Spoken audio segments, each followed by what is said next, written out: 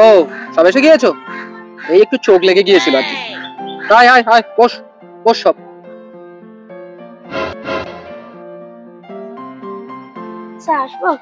কি ব্যাপার মমতাহিনা, এত দেরি হলো কেন? আমি সাইকেল চালিয়ে তাড়াতাড়ি আসছিলাম। রাস্তার ধারে সাইনবোর্ডে লেখা ছিল যে সামনে স্কুল, ধীরে ধীরে চলো, তাই আমি ধীরে ধীরেই আসছিলাম। ও এই ব্যাপার, রাস্তার গাড়ি চলাচলকে আস্তে করার জন্য সাইনবোর্ডটা দেওয়া হয়েছে, তোমাকে স্কুলে ধীরে ধীরে আসার জন্য বলা হয়নি। এসো বসো। শোনো বাচ্চারা, প্রথমে হোমওয়ার্ক চেক করব, তারপরে নতুন পড়া পড়াবো, ঠিক আছে?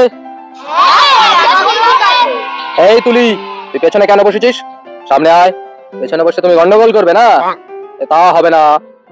এই মিলি, তুই যা ওর জায়গায় যা, আর তুলি তুই সামনে চলে আয়। হ্যাঁ স্যার, যাচ্ছি। হ্যাঁ রে মিলি, হোমওয়ার্ক করেছিস? না স্যার, হোমওয়ার্ক তো করা হয়নি। কেন হোমওয়ার্ক হয়নি কেন? ওই আমি তো একটু আইফেল টাওয়ারে গেছিলাম। Eiffel tower? বাবা, হ্যাঁ রে তুলি, তুই কাজ করেছিস নাকি? না স্যার, আমারও তো করা হয়নি, আমি একটু তাজমহলে গিয়েছিলাম। কি? হ্যাঁ রে নুসরাত, তুই কাজ করেছিস নাকি ওদের মতো আইফেল টাওয়ার তাজমহলে ঘুরছিলিস? না স্যার, আমারও করা হয়নি। মিলি আর তুলিকে তো আইফেল টাওয়ার আর তাজমহলে ছেড়ে দিয়ে আসতে গেছিলাম। কি যত সব আজগুবি গল্প! পড়াশোনা করবে না, কাজ করবে না, আর নানান অজুহাত দেবে, এসব চলবে না আর আমার ক্লাস। আচ্ছা আবিদ, বল দেখি, ডিম ভাজা হলে তাকে অমলেট বলা হবে না মামলেট বলা হবে? দুটোই বলা যায়। মা ভাজলে মমলেট, ও ভাজলে অমলেট। কি বাজে ছেলে কথাকার! ও ভাজলে? 5 বছর বয়স হয়েছে রে তোর? এদিকে আয় দেখি, দেখাচ্ছি মজা।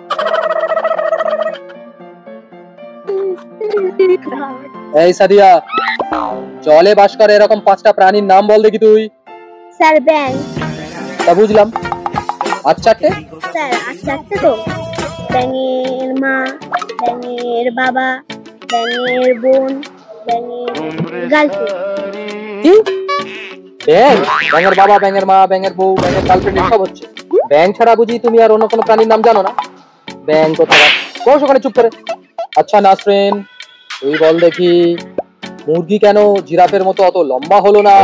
স্যার মুরগি যদি জিরাফের মতো লম্বা হতো তাহলে ডিম পারলে তো ফোড়াস করে ফেটে যেত, তাহলে ওই অমলেট আর মমলেট আর খাওয়া হতো। বাহ, আশা বুদ্ধি তো দেখছি তোমার। এই বুদ্ধি যদি তোমার থাকে তাহলে ভবিষ্যতে দেখছি তোমার ডিম আর অমলেট কোনোটাই খাওয়া হবে না। ওদের জ্বালায় আমার মাথা পুরো ঘুরঘুর ঘুরঘুর ঘুরঘুর করছে। ওই লাঠির এক প্রান্তে দেখতে পাচ্ছিস একটা গাধা আছে। স্যার, আপনি আপনার সম্পর্কে এমন ভাবেন?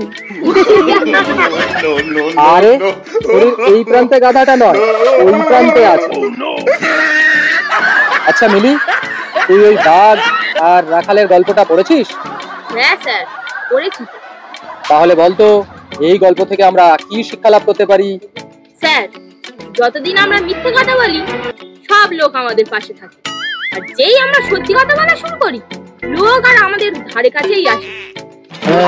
তাই তো, এরকমটা তো কোনোদিন আমার ভেবে দেখা হয়নি।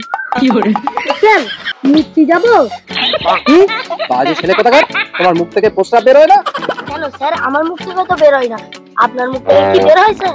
থাক থাক থাক থাক বাবা, তোমার আর এই বিষয়ে ব্যাখ্যা করতে হবে না। আমার মাথা ব্যথা ঘুরে গেল, আর ভালো লাগছে না তোমাদের সঙ্গে বকতে।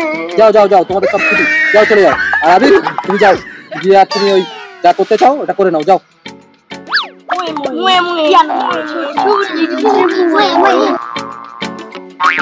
এরকম মজার মজার ভিডিও পেতে আমাদের চ্যানেলটি subscribe and like and comment করুন।